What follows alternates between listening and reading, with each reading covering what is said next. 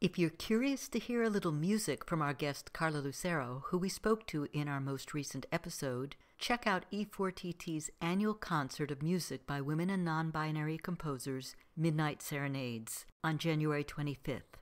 Tune in next week for Da Capo Conversations, a mini-series placing familiar segments in dialogue with each other with a topical twist.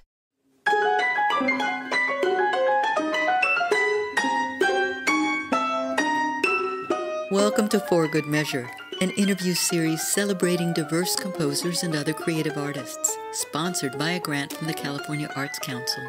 I'm Nanette McGuinness, Artistic Executive Director of Ensemble for these times.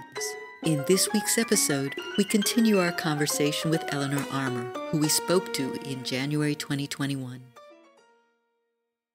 You talked a little bit about Persephone earlier, and I'd really like to circle back to her, because when you deal with mothers and daughters, you really do have to talk about Persephone in some way or another. So for this project, we had somebody setting poetry by Rita Dove on the Persephone myth. And then, even though we didn't end up picking any Persephone poems for Matrix, mostly because of what you said, that they were either too explicit or too angry or too whatever, we did get a little bit of Persephone in your cycle too, because we have at the very end of the Ursula Le Guin poem, Whose Footstep is the Spring. I don't know if it was accidental or on purpose, but it might have been accidental. That's right. And I was so happy to have that little, shall we say, remnant of Persephone in there because, we got to have Persephone after all, at least in some small respect. Yes. So it was a happy accident, I'm hearing. Yeah, absolutely. And it rounded out the whole program. I was so happy to be at the end like that. I really love it when my pieces are performed either at the end of a half of a program or the beginning of a half of a program. So in addition to having been on the end of the last program, Matrix will be the start of the whole program on January 30th. How nice! You've had such a distinguished career. You were instrumental in starting the composition department, and you've been, in some situations, I think, the lone woman in the room. Can you talk about being a composer, being a woman composer, your career, and the things you've done? Well, thank you for asking that. I never have really thoroughly answered that question for anybody. But now that you asked me, I'm remembering when I first started working at the conservatory, which was in 1969. It didn't occur to me that being a woman was a part of the picture, and also, I wasn't particularly high profile at that time, and the women's movement had really not begun. But as I continued to work there, a few years in, I was hired at UC Berkeley also to teach harmony and musicianship for a couple of years, for 1 year. I wasn't rehired because I didn't have a PhD, but anyway,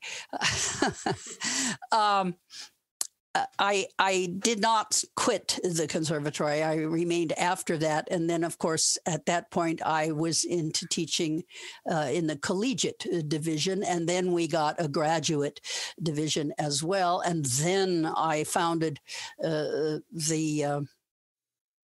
the composition department at the conservatory in the mid-'80s. And by that time, one's gender was a matter of discussion and, politics and so on. And as I saw that happening, and I moved in on the wave of the women's movement, which came to music later than it came to a number of other subjects, I began to see that I was being noticed as a woman in the field of composition even in composition teaching as well. And as such, I did not become militant. I just continued doing what I was doing, but it raised my consciousness to the point that I wanted very definitely to be a role model for other women and younger women, and to try to get more women applicants to the composition department. And indeed, in our first years, we had as high as 50% of our applicants being women. It comes and goes very much as the women's movement does, the same as any other so-called movement. It's not a movement anymore. It's simply a fact. And I'm very happy to have been a part of that. It was actually during the 80s that my partner and I had a family, and this was very celebrated by everybody at the conservatory. Our first child was born just before a faculty meeting. So I called in, said, I can't come to the faculty meeting because Donna has just had our first child. And the President Murdoch at the time announced this to the faculty, and everybody applauded. And they were all happy. I have to say, one of the things I am most grateful for in my whole life's trajectory is my long relationship with the conservatory, because I really grew up with them. My own self-awareness and my own career and my own output and so on are completely parallel with the growth and development of the conservatory. So I haven't even left yet.